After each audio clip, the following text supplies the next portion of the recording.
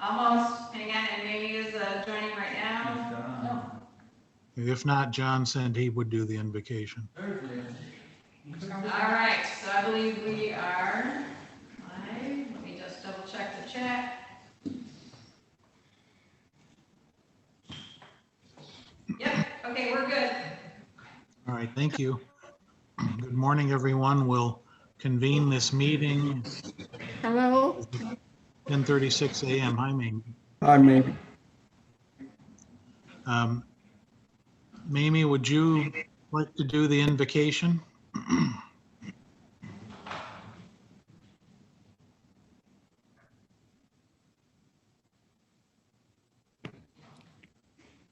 Hello.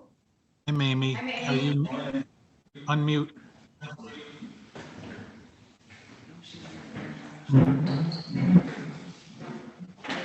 Now you should be able to hear us, Mamie.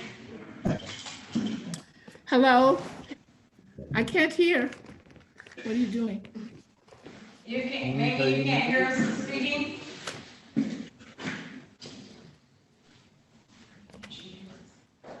Hello. Can you hear me? Yes. Thank you, Lord, for this beautiful day. You see, this is the day the Lord has made. We will be glad and rejoice in it. Lord, guide us, help us to come to the best decisions for our communities and for our world. Lord, help us to simply do unto others as we would have them do unto us. Keep us safe and give us peace. Amen. Amen. Dave, would you do the pledge, please? Pledge allegiance. Please all join me in the United saying the States of pledge. America, and to the I pledge republic for which it allegiance stands, to the one flag nation, under God, indivisible, of the United with States of liberty and America justice for all. and to the republic for which it stands, one nation, under God, indivisible, with liberty and justice for all. Thank you, Mamie. Thank you, Dave. Will the clerk please call the roll? Chickering, Here. Curran, Here. Freeling, Here. Harrison, Here. Hugo, Here. Hinkleman, Here. Majerick, Here. Meeks, Here. Scott, Ballrack, Here, Yarborough. Yarborough? She's not. Or is here? Amy, can you hear me? If you can, raise your hand. I see you. Thank you. Present. Elliot. Here. Mr. Chair, we have 11 present and 1 absent. Thank you. Any changes to the minutes from the board meeting last week? If not, is there a motion to approve the minutes as prepared and submitted by the clerk? I'll make that motion. This is Michael Majerick. Moved by Majerick. Is there support? I'll Supported by Volrath. Will the clerk please call the roll? Chickering. Yes. Curran. Yes. Freeling. Yes, I have no sound. I can't hear. Harrison. Yes. Hugo. Yes. Hinkleman. Yes. Majerick. Yes. Meeks. Yes. Ballrack. Yes. Yarborough. I muted her, Sharon, for a minute, so because she's working out sound. Would you just, if you can hear me, Commissioner Yarborough, would you raise your hand? I don't think she can hear us on the screen. We gotta try to get her volume up or something. Okay. She's on the phone with IS right now. Maybe her volume's turned down. Elliot. Yes, Mr. Chair, we have 10 yeas. thank you. Next is budget hearing minutes from Monday, Tuesday, and Wednesday. 14, 15, 16 September. Is there a motion to approve those minutes from the budget hearings? Mr. Chair, this is Commissioner Curran. I'll make that motion. Thank you. Nelson, supported, Walrath. Moved by Curran, supported by Volrath. Any discussion? I would note that I was among YouTubers on Tuesday when I couldn't get on. And would also like to thank Brian and Annette and everyone else involved in pulling this together. It's a remarkable achievement under these circumstances to do this sort of thing on Zoom. With that, if there's no further discussion, will the clerk please call the roll? Curran, Yes. Berrien, Yes. Harrison, Yes. Hugo, Yes. Hinkleman, Yes. Majeri, Abstain. Meeks, Yes. Volrath, Yes. Yarborough, With my finger, there's one short button and there's a long one. I'm hitting the long one. is that a yes? There is an Amy, X, do you hear us? there's an X that looks like a graph that, like volume, you would think it would go up. Can't hear us. Madam Okay, I'll Clerk, just- as a matter of, Elliot, I'm voting yes to approve the minutes. I'm also indicating it's okay to show Commissioner Yarborough in the affirmative as to her vote to approve those minutes. Once we get audio with her, she can confirm that. Here I am. at this- Can you hear me? Yes, Mamie. We can hear you, yeah, you can hear us. Oh, I have volume. And Just- Commissioner Yarborough, do you Yes. approve the budget hearing minutes? yes, I do. I vote yes. Okay. Thank Mr. you. Chair, you have 10 yeas and 1 abstention. Very good, thank you. I know we And I'll have at note, you least, didn't ask me, Sharon. oh, Oh, I'm sorry, Chicory,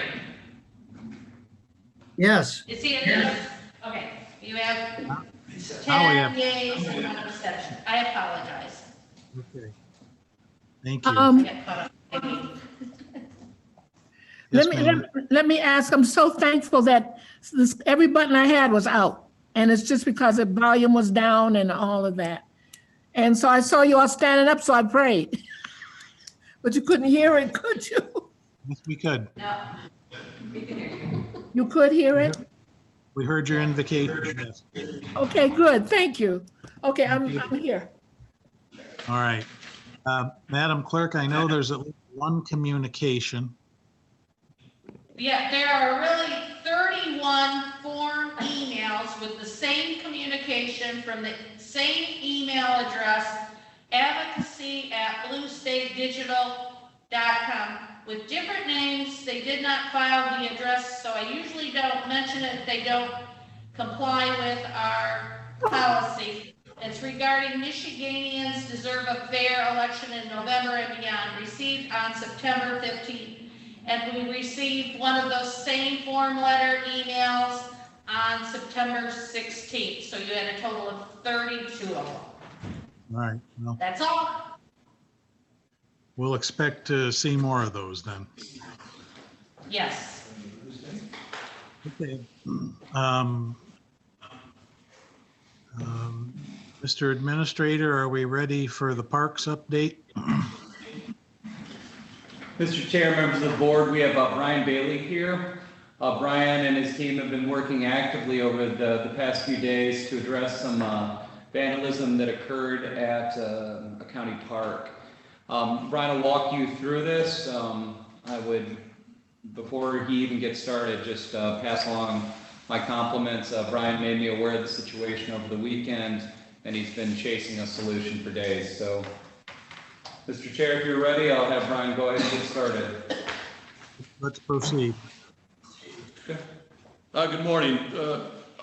Memo was sent to you regarding graffiti that was discovered on the Army Corps of Engineers South Pier on the morning of Saturday, September 12th.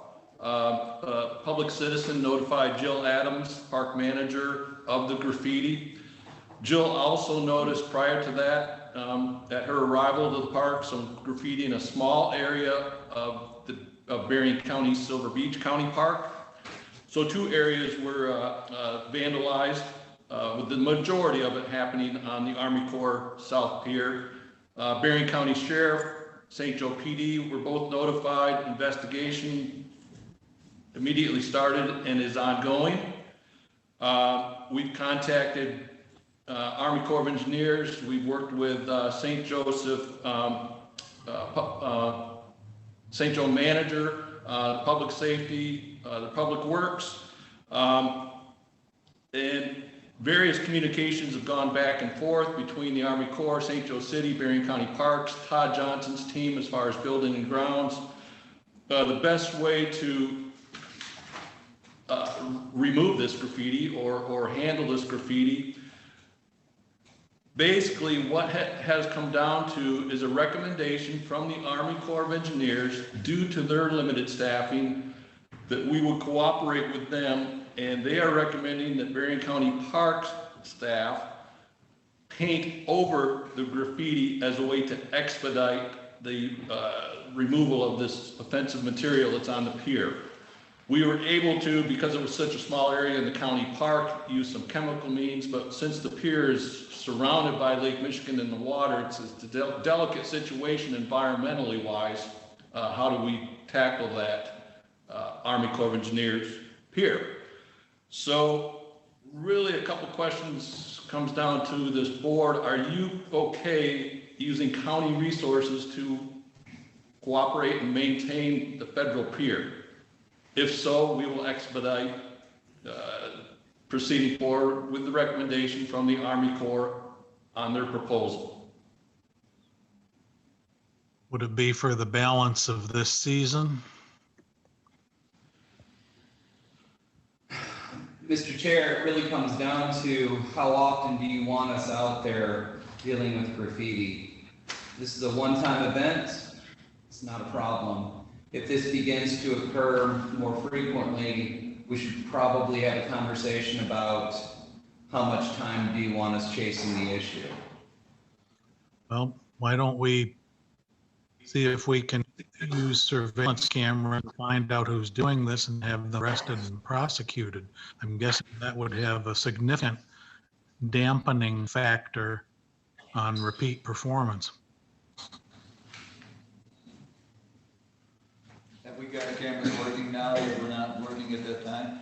There are cameras in the park. The camera, unfortunately, at the pier, for some reason, it did not work, and an IS department is, whether they have that established with communication with that camera now or not, I don't know. I'll confirm that. I think it'd be important to get that fixed. Yep. Brian, Let's find out. Go ahead, Jim. For this one time, what's the estimated cost?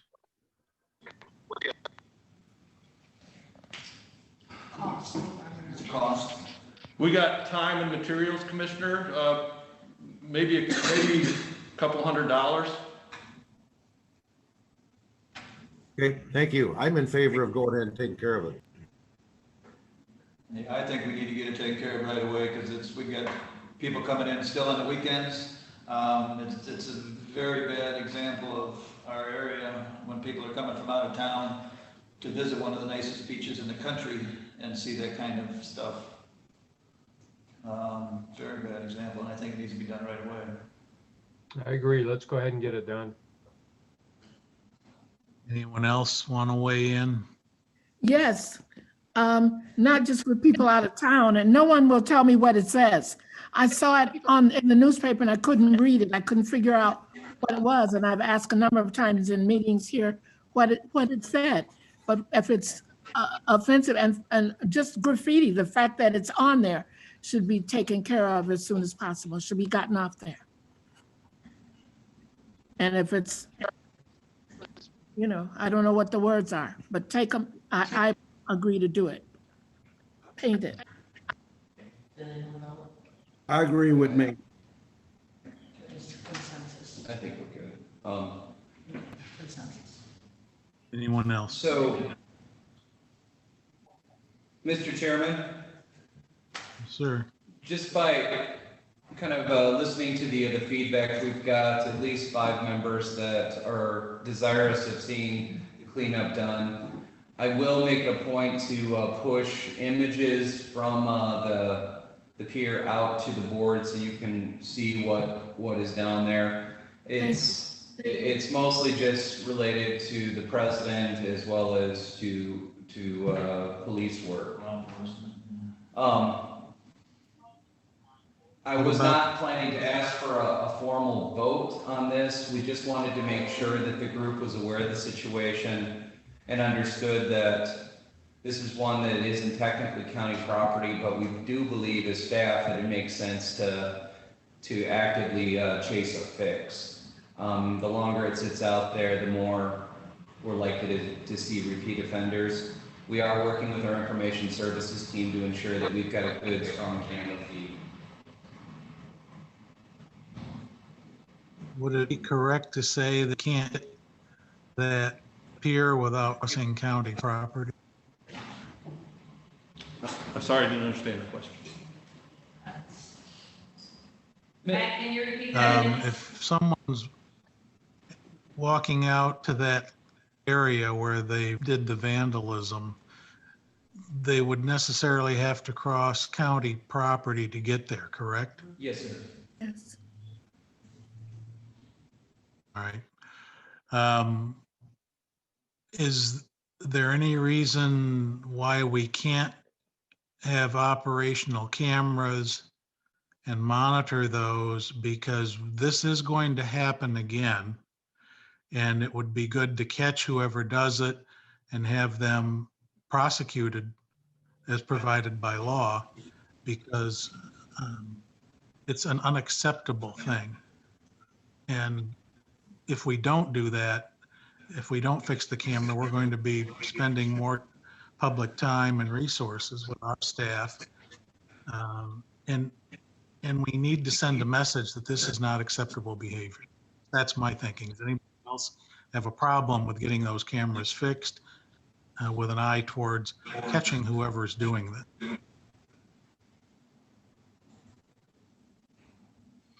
Mr. Chairman, I would concur with that. All right, well, both Brians, can you make that happen? Yes, sir.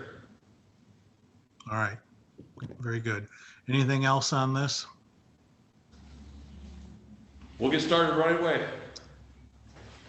Okay, very good, thank you. Are we ready for Nikki Britton?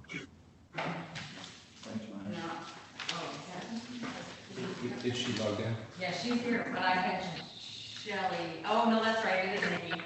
I'm here.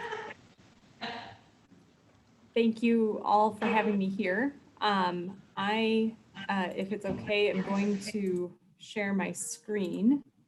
Thank you. So I do have just some general updates on what has been happening with COVID-19 and some data. Bottom line up front is we're still continuing to see fairly similar trends in the data. Nothing dramatically has changed over the last few weeks, and that has been really encouraging. So what you see right here is the 7-day rolling average of confirmed COVID-19 cases amongst Berrien County residents. This graph goes from the end of March to some of our most recent available data at the end of last week, available in this format. And each day it is the average number of cases reported to us over the previous 7-day period. That's what the 7-day rolling average means. So you can see over the last month and a half, 5-6 weeks, we've really flattened off and tapered off here. We're getting anywhere in the range of right now between 8 and 10 cases per day on average. There was a period of time where we were between 10 and 14. But on the whole, things are have really evened out here. We were expecting that if there were going to be increases based on the start of the new school year, because there are probably 60 to 70% of students are in person in at least in our public schools. So we are not seeing a significant impact of that in terms of our trends of positive cases. So that is really fantastic. This is our percent positivity. So this means what percentage of COVID-19 tests come back with a positive result. And this has been relatively low, well under 4% for a couple of months now, almost 2 months. We've been hovering right around 3%, which is where you really want to be. It's saying that if we're at 3% or lower, that is ideal.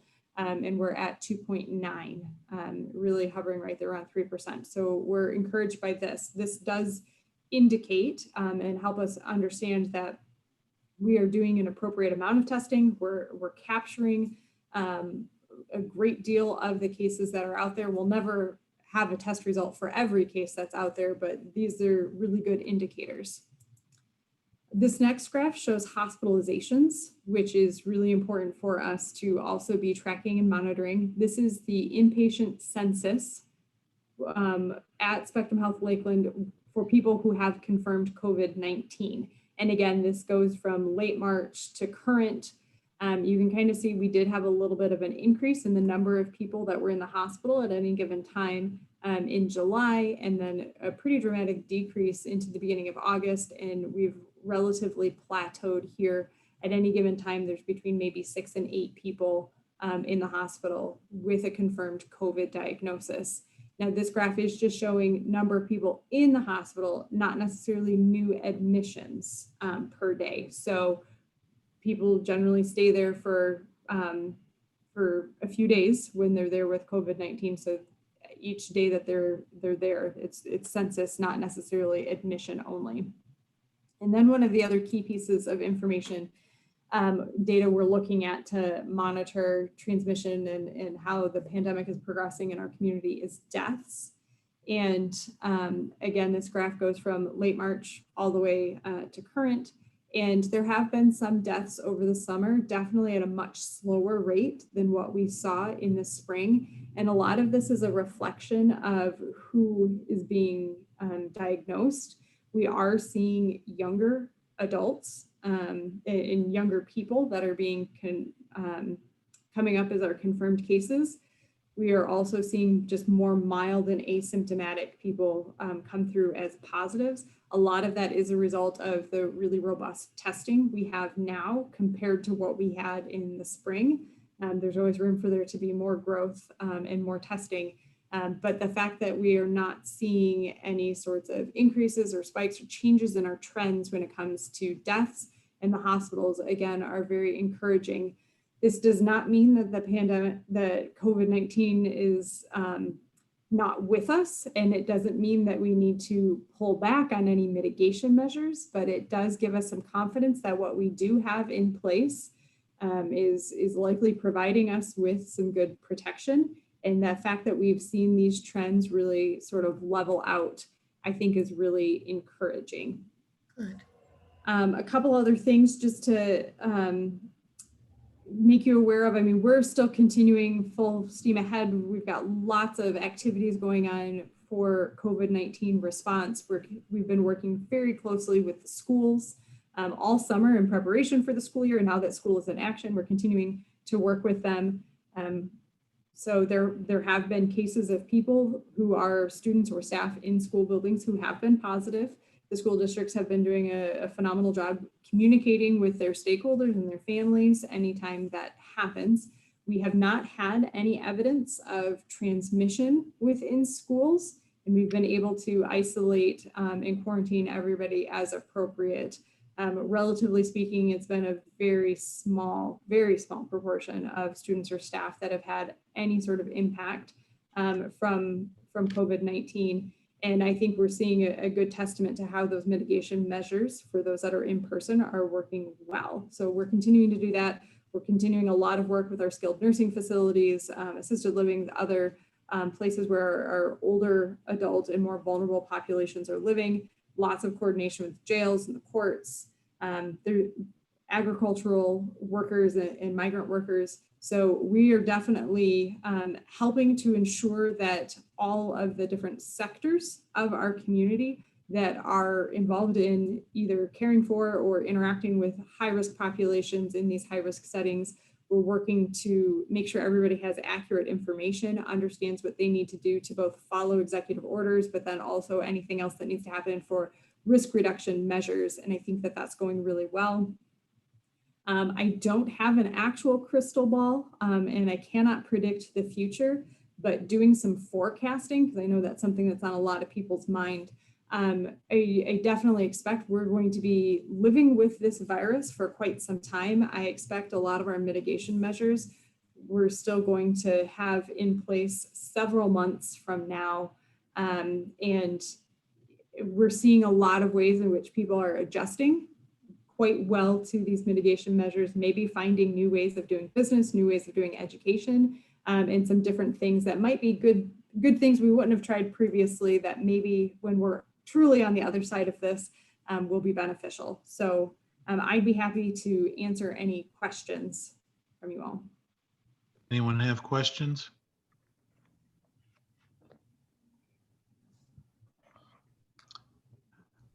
I have one.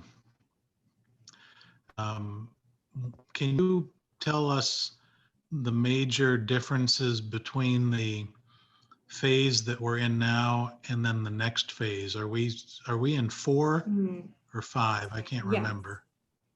Yes, so that's a great question. 4? We're currently in phase 4. So okay. Some of the main, yeah, go ahead. I'm sorry, finish your question. No, but that was it, to just highlight the differences between where we are and then the next phase. Right. So I don't know that I could tick through all of that whole laundry list of how they're different, but when we move from phase 4 to phase 5, some of the key differences have to do with the gathering sizes and how those could change.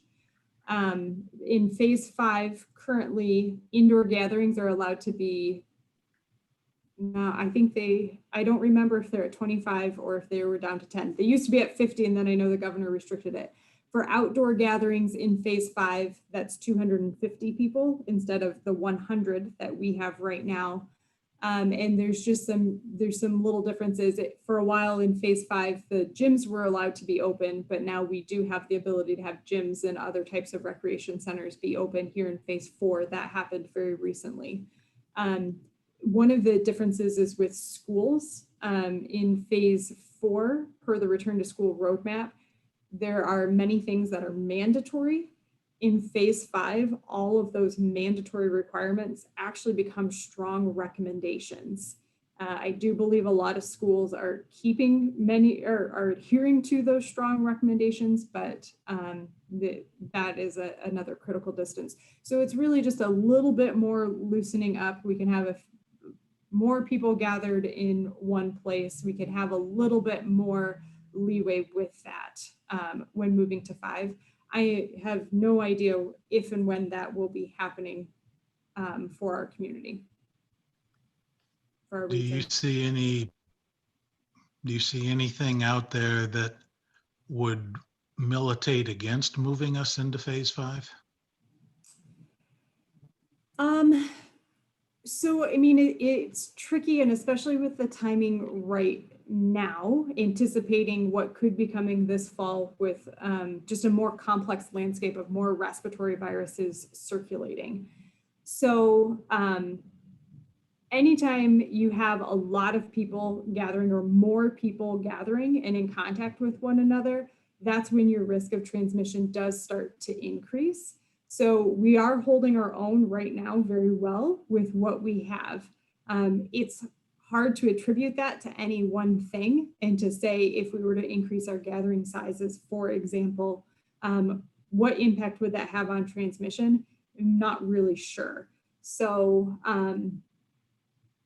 it's hard to say. The transmission levels in the regions of the state that are in phase 5 do have fewer cases and less transmission than we do. It's really hard to know when to turn that. I do know it will be a lot harder to move to phase 5 and then feel like we need to move back to phase 4. So I can understand trying to take a slower approach to open things up, as it is harder to rein things back in. But there's an important balance with all sorts of health risks and unintended consequences of public health interventions that have to be taken into account as well. Thank you. Any other questions for Nikki? Mr. Well, Chair. Nikki, apparently pardon me? Mr. Chair, this is Brian Doucette. Just for the board's awareness, Nikki has provided an update to members of the EOC for the past, she's done this every week since the lifting of the emergency order.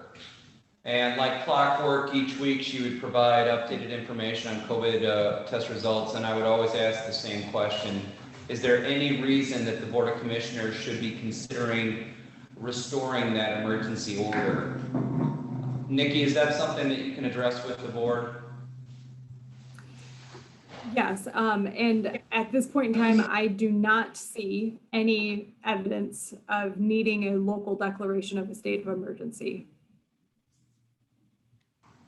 All right. Thank you. Great. Does anyone else have anything? I think, Okay, thanks. yeah. I'm sorry, yes, go ahead.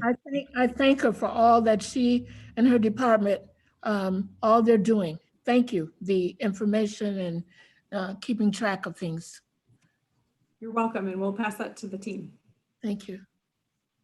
Anyone else? All right, thank you, Nikki. We'll see you next week. Thank you. Mr. Chair, Yes, sir. I think Annette Christie's trying to get your attention. Nope, sorry. Oh, she's pointing that's a remote. She controls things. Oh, I think I was muted because I was trying to avoid getting reverberation on my audio, and somebody said to mute it when someone else was talking, and that would help. So I don't know if it works or not, but I think I'm unmuted now. Can you hear me now? Yes, we can hear you. Okay. All right. Is that what you were trying to tell me? No, this really is what Mamie said. This is the remote, and I hold it over so that I can see the little button to shut down the room and turn the room back on. So, sorry. Okay, very good. If we're ready, let's hear from the treasurer. Shall we? Good morning, everyone. Okay, just to Morning. reiterate what I had talked about before about our tax foreclosure auction. It was very short, quick on the decision we had to make, and we chose to do an online auction only this year. We're using an outside vendor to conduct this auction. 80% of the county treasurers are using this service, so I feel confident in this vendor. He's been very easy to work with, and to me, they're going above and beyond to help us out with this. The online auction will be on Saturday, September 26th, 10 a.m. to 7 p.m. You can access it, it's on the website at tax-sale.info. You can go directly to the site, or you can access it through our Berrien County website, through the Treasurer's Department, and then go to land auction. If you click on the link, it'll take you directly to this site. I have about 190 properties available. I have had a few local units scoop up a property or two, just due to their first right of refusal. So I was happy about that, to see that those are going to be made useful. If you go to the website in order to bid, you need to register, and you will have a $1,000 credit card hold. Your credit card will not get charged unless you purchase. There is advanced bidding going on right now, and there are plenty of bids out there on some of these properties. So, and the website instructions give details in regards to that. There's advanced bidding up until the time of the actual auction. Like I said, again, at 10 a.m. on Saturday, September 26th. That's when it turns into active bidding. And it'll be no different than like if you ran a live auction, you know, the back and forth, that sort of thing. It ends promptly at 7 p.m. So as soon as it's done, it's over at 7 p.m. If you're the winning bidder, the payment includes the winning bid, a 10% buyer premium, payment of the 2020 summer taxes, and also the $30 fee to record the deed. If you are the winning bidder, an email gets sent to you giving instructions of payment, and then you'll have 5 days to pay. Based on that, the second auction, which will be the $50 sale with what's remaining, will be held on November 3rd. It will be in conjunction with other counties across the state. The vendor has chosen the state. I had no say in it. And coincidental, that is the last day statutorily that I can hold an auction for the year. So that's an update as far as our tax foreclosure auction. Does anyone have any questions for me? Questions for the treasurer? Yes. Yes, ma'am. Mr. Chairman, I would like to just talk a little bit. I met with Treasurer White yesterday to get information and to understand. I had looked it up on the computer. I often have people asking me when the tax sale will be. I used to have all those letters, the newspapers I'd give them to the commissioners at the city of Benton Harbor. But since then, yesterday evening, I had a phone call from city manager Benton Harbor. I had a call this morning from a newspaper. And so I thank you, Treasurer White, for coming to our meeting and talking with us and explaining things. The concerns, number one, is this $1,000 deposit. There are many people that do not have a charge card. If they have it, I guess people have debit cards, but the charge card, but they don't have $1,000 on it. Is there anything that can be done about that $1,000 deposit that's required? When the treasurer's sale, normally I believe that the amount was a $500 deposit that was returned to you that day, or if you bought something used as credit towards what you were buying. Would you talk about that a second, please? Is there anything that can be done about that $1,000 deposit? The $1,000, Mimi, is required by the vendor. That is what he has chosen to use as a registration. We have had calls into our office as well saying, hey, I don't have a charge card, what do I do? We are directing them straight to the vendor. We aren't sure what his policy is in regards if you don't have the credit card. I know when we held the auction, yes, we had people coming in with cash, certified funds, that sort of thing. I am not sure how the vendor is handling it, but we are directing those questions to him. And there's nothing, no advocacy or anything that you as treasurer can do towards, I understand he does a lot of companies, but our community it's coming to me that this is a way to keep us out. They said over 80% or about 80% of the properties are in the city of Benton Harbor. And right away, we have this hammer, or I don't know what this way to keep us out of. And so that is what I'm saying to you and to the commissioners, so that you can know that is a concern of being kept out of buying in our community. I understand the concern, and I don't want to discourage anyone from our auction. I will talk with the vendor to see if he has any suggestions in regards to this and how other counties handle it. Being that this is the first time we've ever had to go this route, it's all new. Yes. And it's going to be a learning curve for all of us. I truly held out as long as I could not to have to go this route. Unfortunately, I had to. And my answer. I appreciate your concern. Yeah, and my answer to people is it's not a Benton Harbor auction.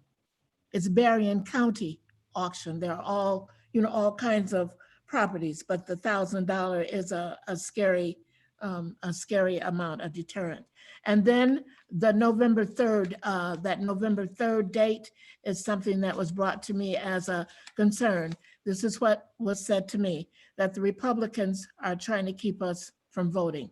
They're putting it on the most important day in the year or in years, the presidential election, and it's to keep people from, like, you have to have a choice of of voting or doing the auction. But I let them know that the auction is going to be on for a number of days before that final day, and all you do is look, and at something to 7, put in your final bid.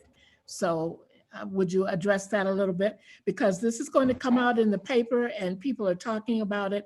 And if you can, from the treasurer, I just want you to have an opportunity to tell us, and so we'll know what to say.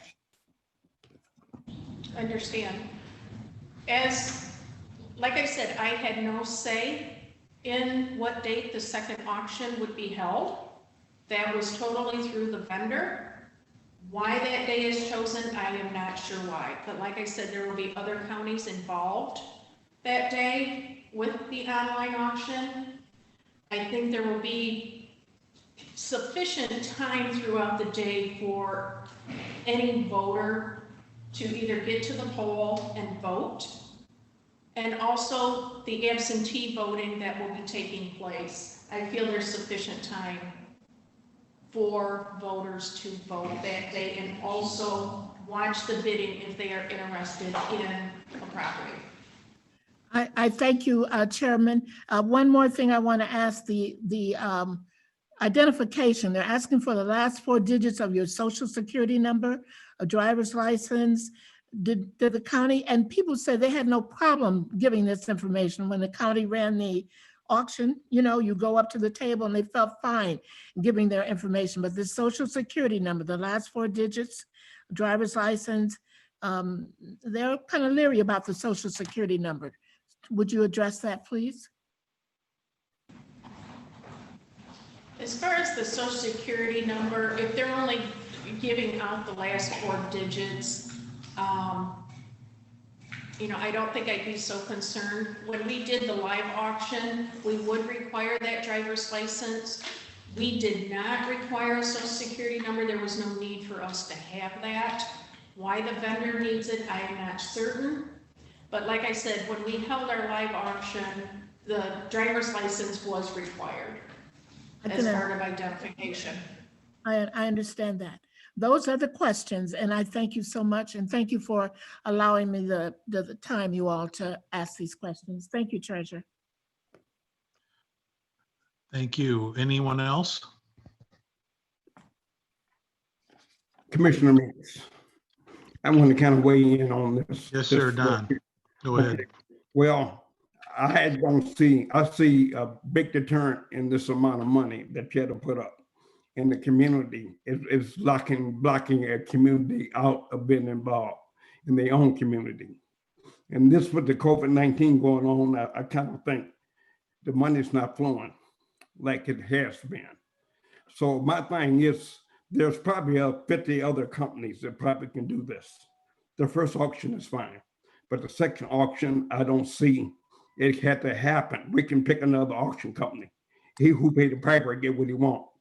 So basically, we got what they want, so we can get what we want. But I don't think it should be done on that day.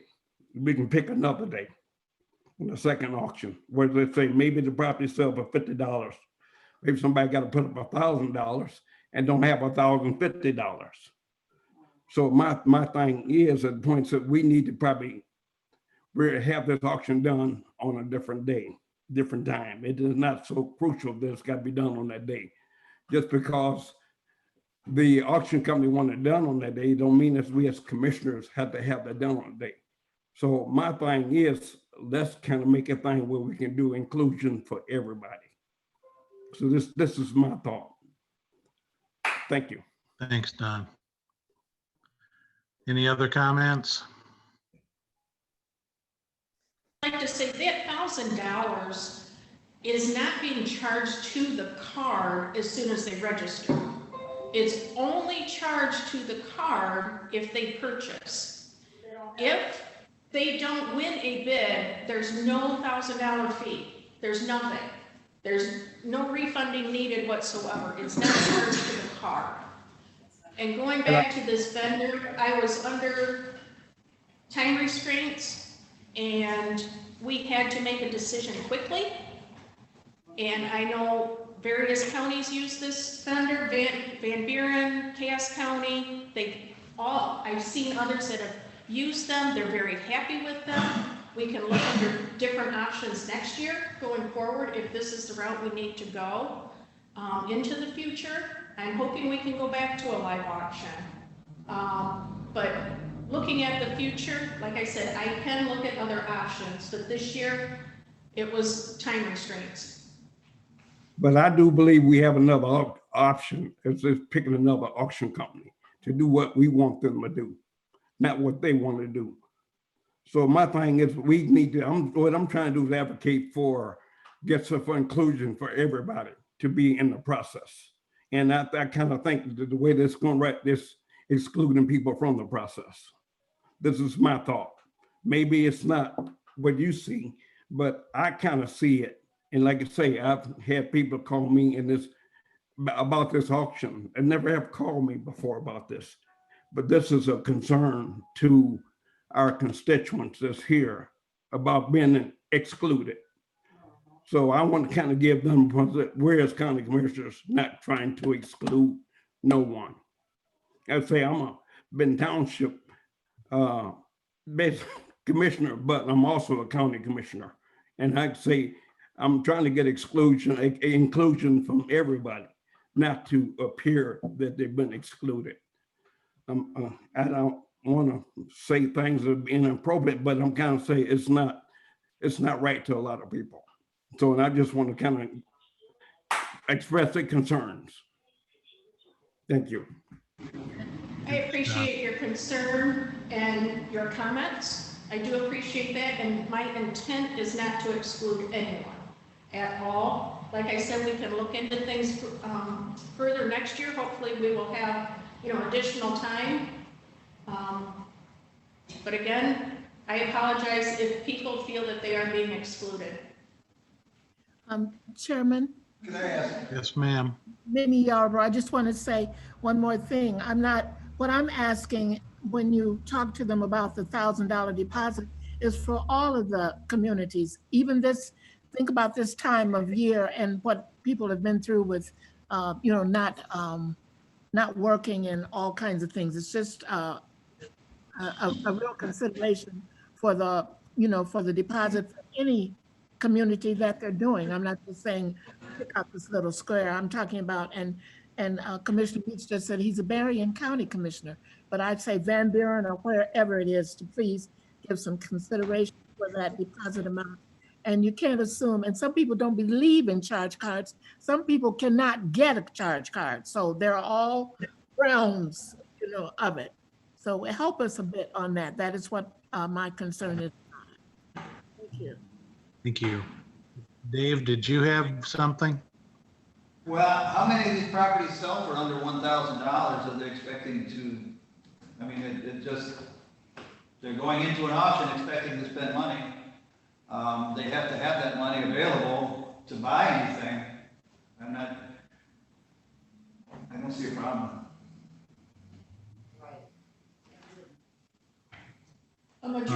A majority of your vacant lots will not sell for $1,000 unless it's just something extremely hot and somebody's after it. Your structures, the houses, again, of course, will sell for more than $1,000. So I have to agree with Commissioner Borat that, you know, if you're going to bid at an auction, I'm assuming you have some funds available to pay for it. Okay. Thanks, everyone. Brian, is this a good time for the road department presentation?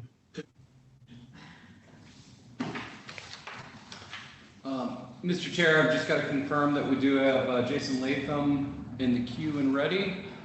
I'm getting a nod from Annette, so yes, sir. If you're ready, we can pivot to that discussion. Let's hear from Jason then.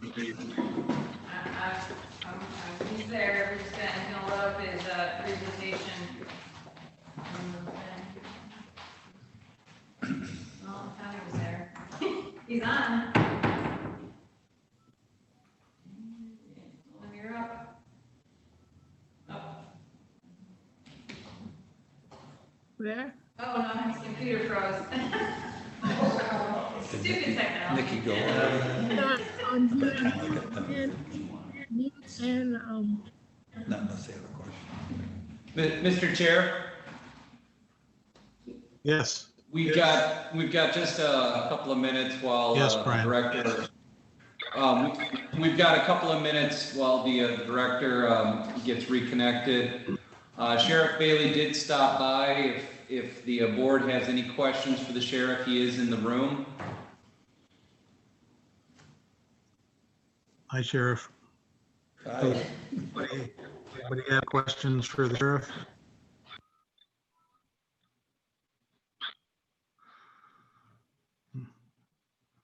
Well, apparently not, Paul. Depending on how long it's going to be for Jason, should we do public comments and do the consent calendar, or do you think we should just stand by for a minute? He's talking about the consent calendar. That's the only thing, unless they don't have a concern, then we can go ahead. Mr. Chair, one of the items that Jason will be addressing is on the consent calendar. Our intent was to just make you aware of the item on the consent calendar. If there are no major concerns from the board and the board feels comfortable proceeding with the consent calendar, that is certainly an option, and we can just have Jason circle back at a later date. The resolution ending in 9323 out of admin.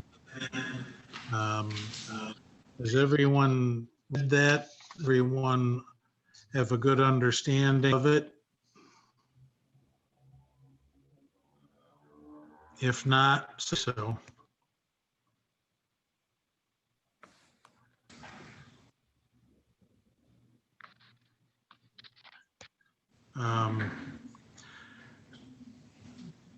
Brian, it's your call. Do you want to, and Jim Curran. Mr. Chair, I think this is safe to Yes, ma'am. proceed. It's a standard asset management process. It's just the bridge inspection, something that MDOT requires on a regular basis. We were simply having Jason join you just to provide a bit more background information. I've been through probably a dozen of these bridge inspections, and standard process, it gives me no heartburn to recommend that you proceed. All right, before we do, I think Terry had a question.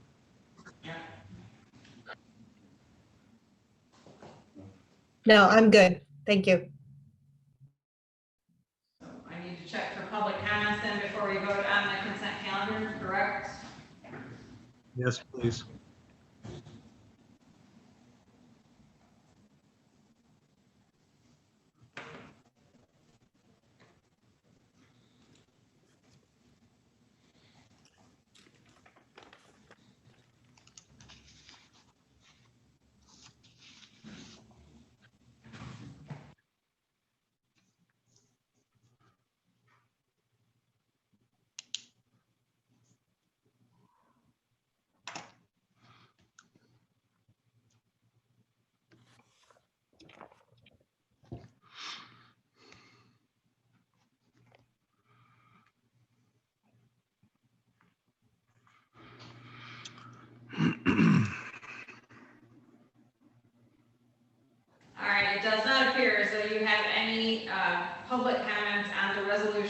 for today.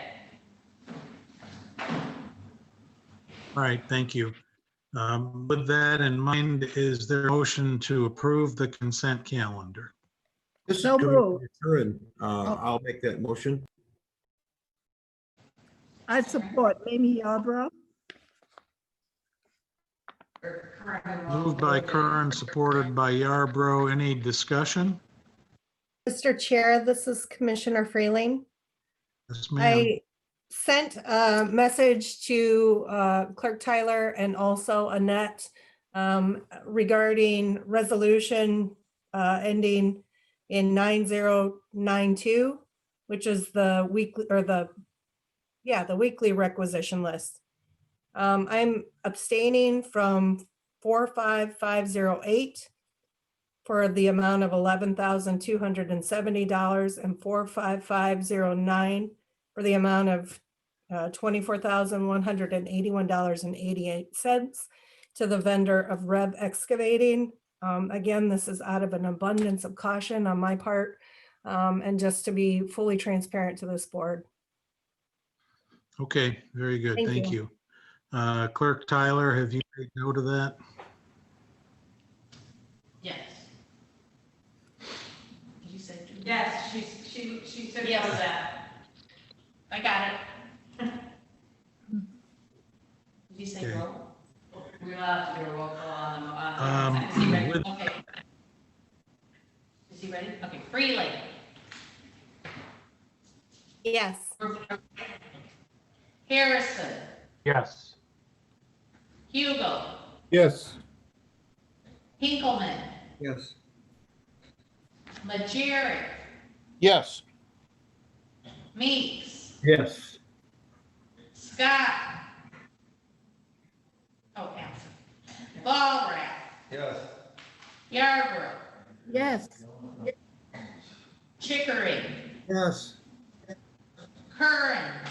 Yes. Elliott. Yes. Mr. Chair, we have 11 yeas. Motion carried. Thank you. Committee reports. Chairman Chickering. Thank you. The PHSC meeting met via Zoom last Friday. We had committee business as normal and pension refunds, and we approved, as I recall, 2 advanced step hires, one for the public defender and one for the health department. And I think that was about it. Dave, Terry, anything else? Dave, the road department. No.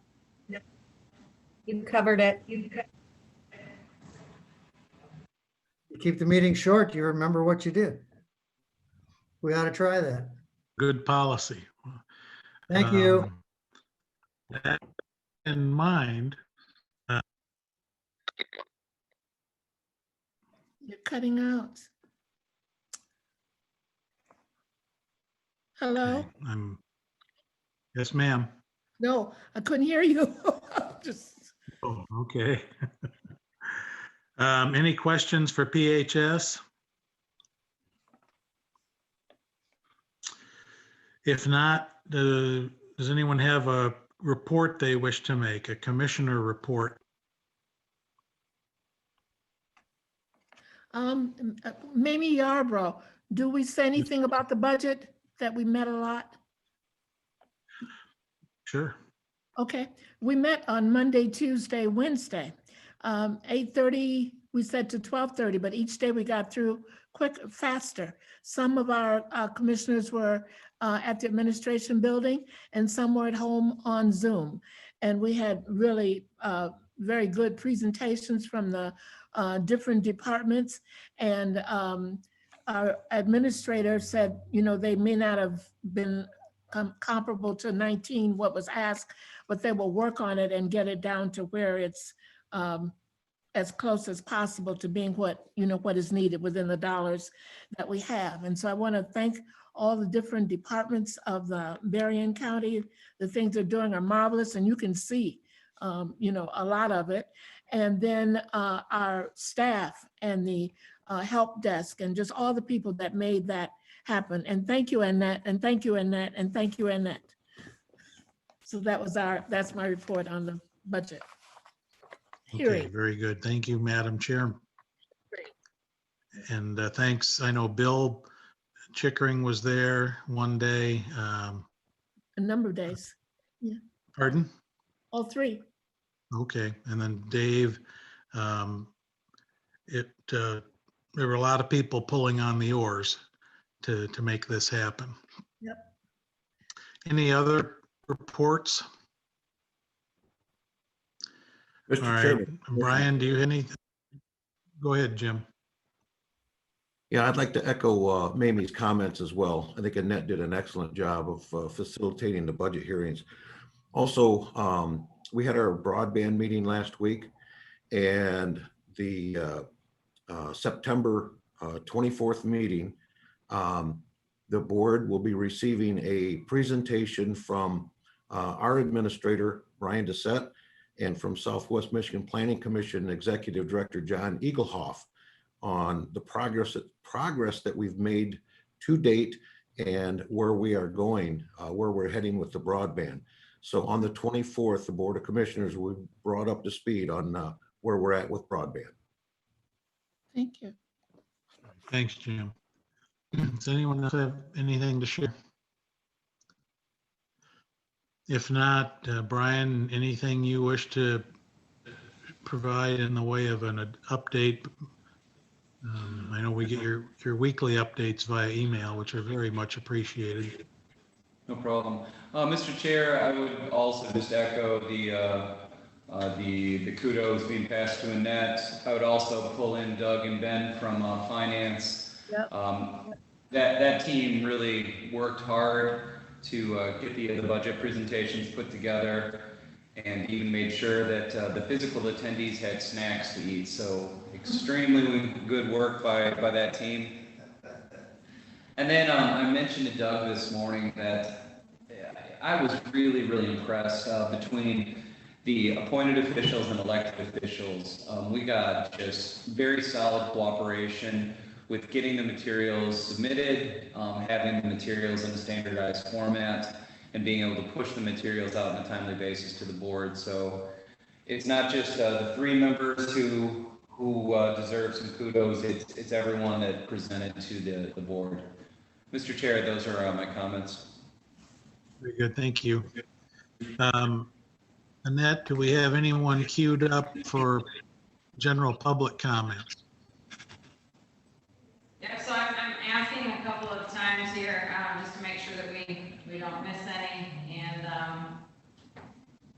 there has been some communication in the chat box about a company in Stevensville that uses a wet sandblasting that someone suggested for the piers. And so I'll make sure to pass that information on to Brian.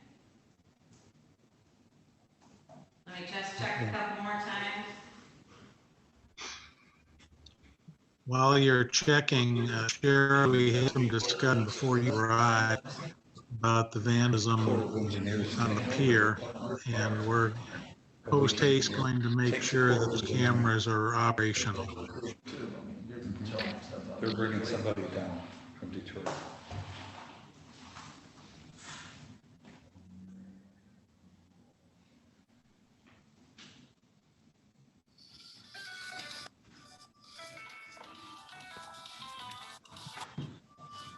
Okay, I've asked 4 times here, and it looks like we don't have any other public comments. I will keep watching though as we close out the meeting so I don't miss any. All right. Well, based on that, the public comment segment of the agenda is closed. Any other business? Mac, I just wanted to say to everyone, I appreciate Sure. it. As always with me, harvest season's a little bit tough. I've got a day job, and so apologize about missing the budget meetings, but I will also, going forward, our harvest is going to start on the 21st and Monday, and so I will probably be absent for a number of meetings out there while we're trying to get through some of those most difficult and hectic times with grapes. And so I appreciate everybody's just being aware of the fact that I can't get there during that period of time. So, but I'll do the best I can. Thanks, John. Any other business? Mr. Chair? Mr. Chairman, this is Brian. Sheriff Bailey does have a couple of comments to offer to the board as it relates to the pier. I just wanted to tell you that I've been talking to Director Newbecker. The Corps of Engineers has a firm coming out of, I believe, Detroit to clean the pier off because there's guidelines they have to go by when they're washing it off and what goes in the water and all that stuff. So, you know, we've already had people call us and say they have power washers to go down there, but it has to all be approved by the Corps of Engineers, and there's guidelines they got to go because it's right next to Lake Michigan. So hopefully that will happen very soon. I'll talk to Director Newbecker to see if he has a date yet, but that's already been scheduled. So we could have all taken power washers down there and washed it off, but there's guidelines you got to go because you're close to the water. All that paint has to be protected not to go in the water, and so this firm has done work for the Corps of Engineers before. The pier doesn't belong to the county or to the St. Joe, it belongs to the Corps of Engineers, and that's who's is scheduling a firm to come down. Excuse me, could I make a comment, please? Bill Chickering, go ahead. Sheriff, I think that's all well and good. My concern is how long is it going to take them? We've had a problem down there on the South Pier several years. 2 years ago, the entire side of the exterior lighthouse on the South Pier was covered with graffiti. It was left there for over 2 years. We finally had a group of citizens come forward and actually take matters into their own hands and cleaned up the graffiti and painted over it, and everything was fine. They tried to work with the Corps. The city tried to work with the Corps. Brian Bailey tried to work with the Corps, and it just was not a priority. Now, what's done down there is extremely offensive. It's the kind of thing all of us in America should be ashamed of, but it's part of our current culture, if you will. So I am concerned about leaving that graffiti there for another day, let alone a week or 2 or 3 weeks, that it's going to take the Corps. Who is primarily responsible for pushing this project with the Corps, because they got problems elsewhere too. I don't want to have them lose sight of this. And that's not a reflection on you, Paul, but more on them. We're all responsible. The pier belongs to all of us, but the city and the county needs to get their attorney involved and send the Corps of Engineers a letter, or find out what your grounds are if you go down there and clean it off. Well, how much liability you have if there's any pollution going into the water. Once you get those answers questioned, you know, I'd have been down there with a crew the next day to clean it off, but I was told by Director Newbecker that the Corps of Engineers had to address that. So if you, as a commissioners, want to vote to send Tom Taylor down there, we put the life rings on there, and there's no liability about cleaning it off, then I'd clean it off today.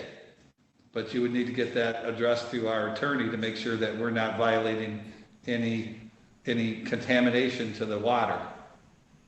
Well, Sheriff, just to be clear, earlier in the meeting, I think we were here, it sounded like by consensus, the commissioners agreed to have that just painted over for the time being. Now, my question to you is this.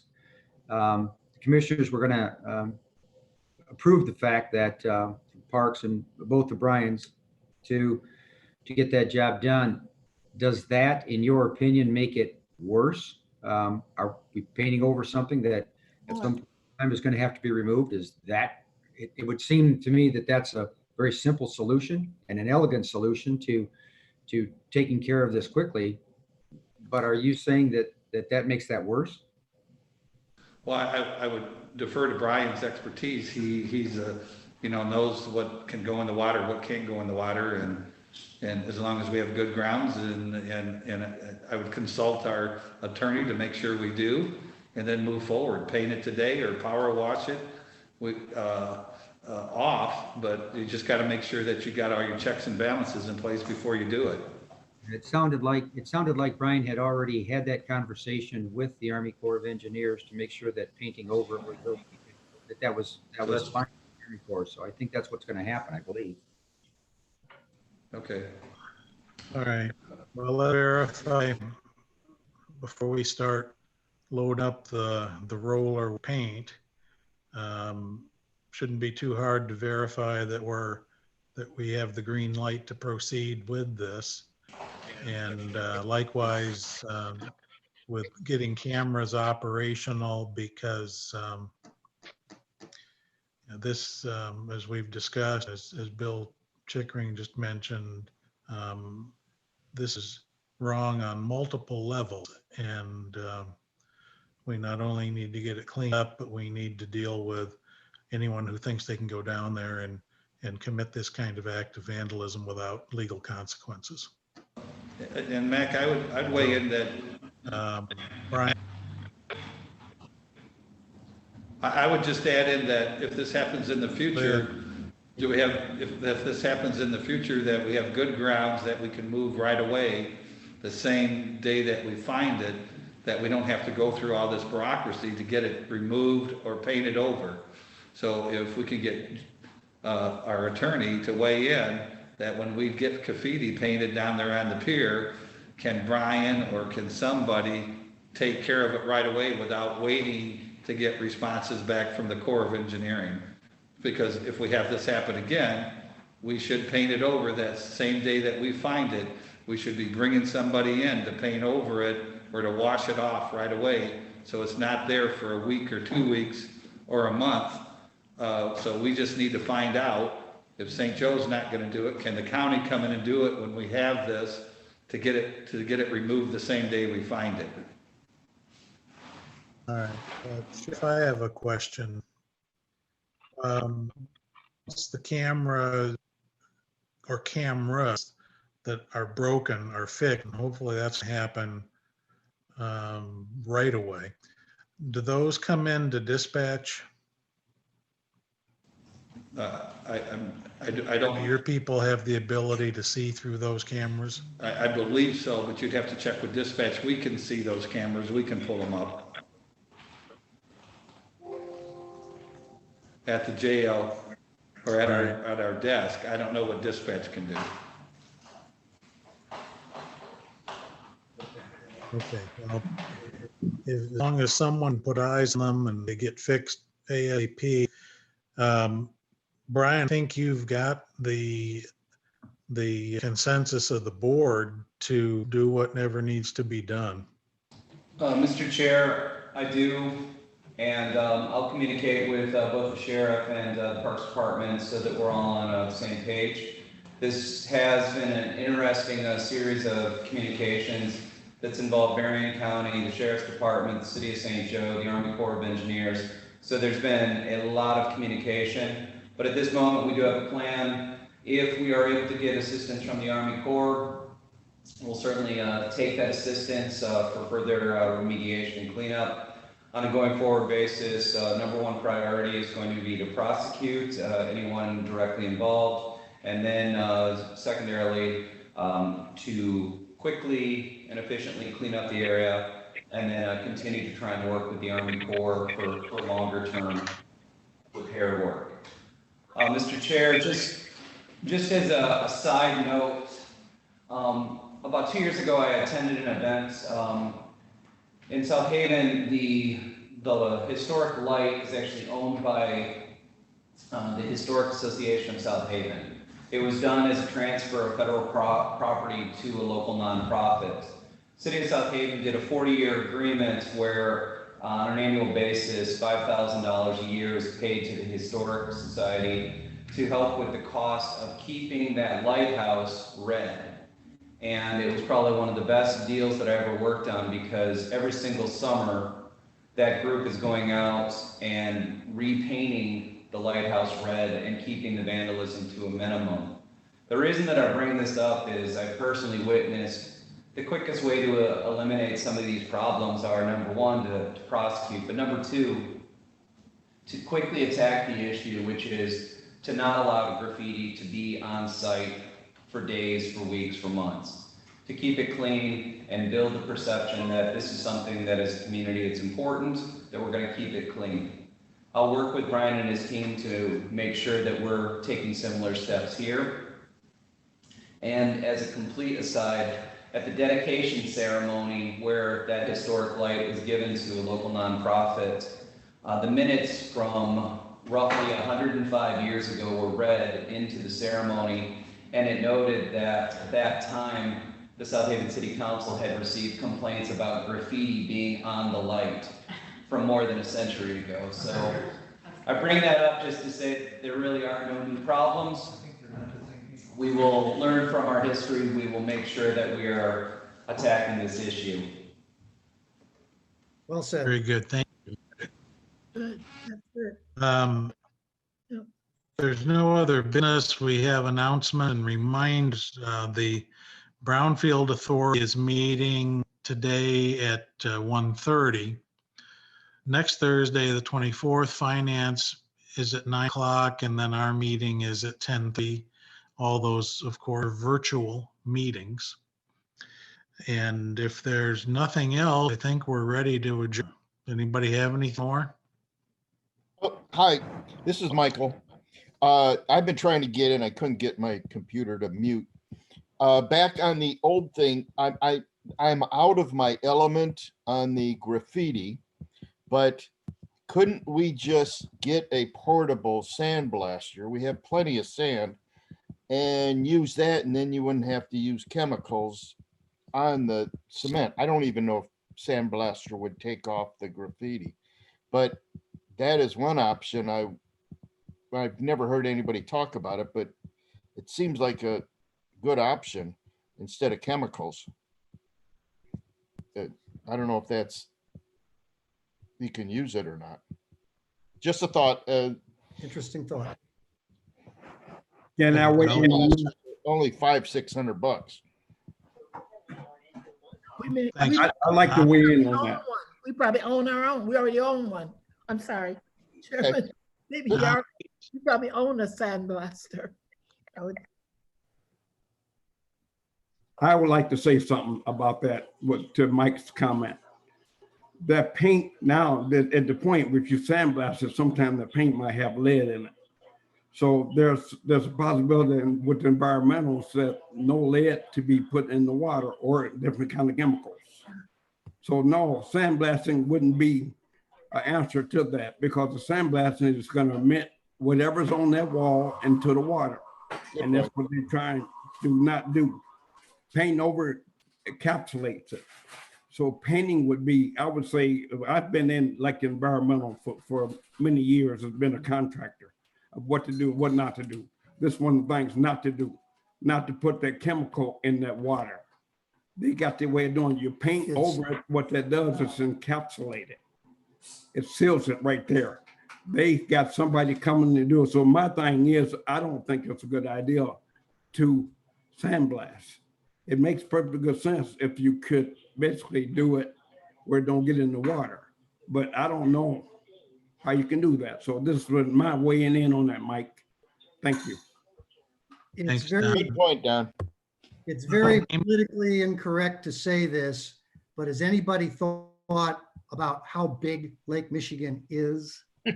No. And its ability to absorb a little bit of, never mind. Understood. Amy, did you have something else?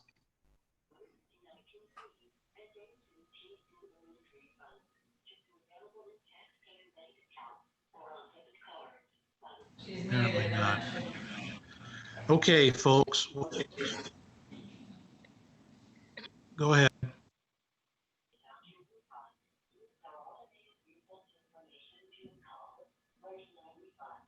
Okay, I think we're good. All right. Thank you. We'll stand adjourned to next Thursday at 10:30 a.m. Have a good rest of the week.